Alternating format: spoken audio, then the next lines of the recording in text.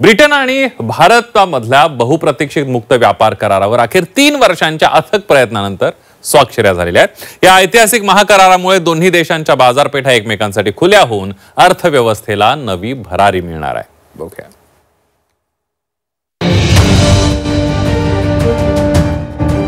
गेल्या वर्षभरात जागतिक अर्थव्यवस्थेत अस्वस्थता आहे। या पार्श्वभूमीवर भारत आणि ब्रिटनमध्ये एक नवा आर्थिक इतिहास सुरू होतोय। भारत आणि ब्रिटन दरम्यान झालेल्या ऐतिहासिक द्विपक्षीय करारानं दोन्ही देशांच्या अर्थव्यवस्थांना बळकटी मिळणार आहे।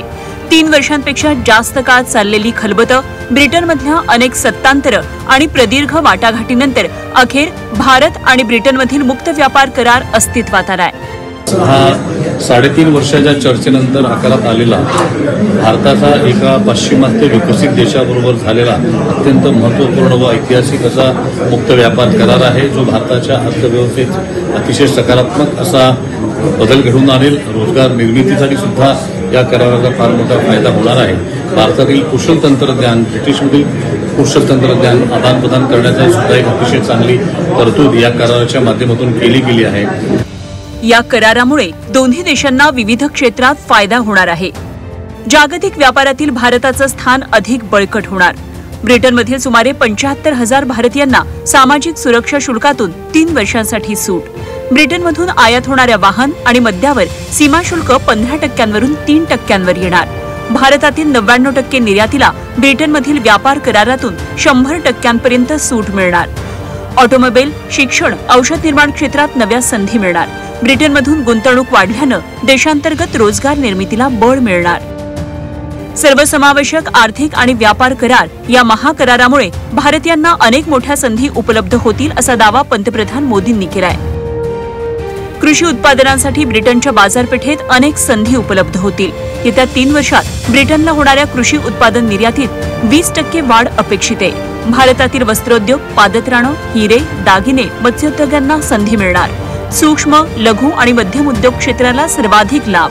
बहुतेक उत्पादनांना ब्रिटिश बाजारपेठेत शुल्क मुक्त प्रवेश असेल।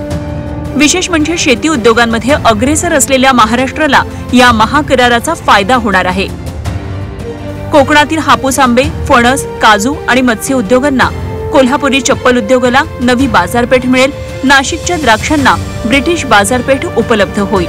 येवल्याच्या पैठणीलाही ब्रिटन कापड व्यवसायामध्ये स्थान मिळेल। महाराष्ट्राच्या स्थानिक उद्योगांना ब्रिटनच्या उद्योगात नवी भरारी मिळणार। या कोकण किनारपट्टीमध्ये आंबा असेल, काजू असेल, फणस असेल, आमचे मासे असतील, यांना जागतिक स्तरावरची बाजारपेठ या ब्रिटन भारत करारामुळे निर्माण होईल। आणि त्याचमुळं हा जो देशाच्या दृष्टीनं ऐतिहासिक करार झाला आहे, हा करार करत असताना आमचं कोकण त्याच्यामध्ये विशेषतः नरेंद्र मोदी साहेबांनी सामील करून घेतलं, त्याबद्दल मी मनपूर्वक त्यांचे आभार मानतो। कोल्हापूरची चप्पल असेल, आपली येवल्याची पैठणी असेल किंवा मग आपले कांचीवरमचे साडीज असतील, या सगळ्या गोष्टींचा जर विचार केला तर मला वाटतं एक आपला जो छोटा उद्योजक आहे त्याला सुद्धा खूप मोठी व्यापारी बाजारपेठ आपल्याला ब्रिटनमध्ये मिळणार आहे। महासंघ सोडल्यानंतर ब्रिटननं केलेला हा मोठा महत्त्वाचा व्यापार करार आहे। ब्रिटनची दारं भारतातील उत्पादन, सेवा आणि तंत्रज्ञान क्षेत्रासाठी खुली झाली आहेत। त्यामुळे नोकरी, व्यवसायाच्या संधी निर्माण झाल्यात। त्यामुळे आर्थिक जगतात नव्या आशा निर्माण झाल्या आहेत। ब्युरो रिपोर्ट, झी 24 तास, मुंबई।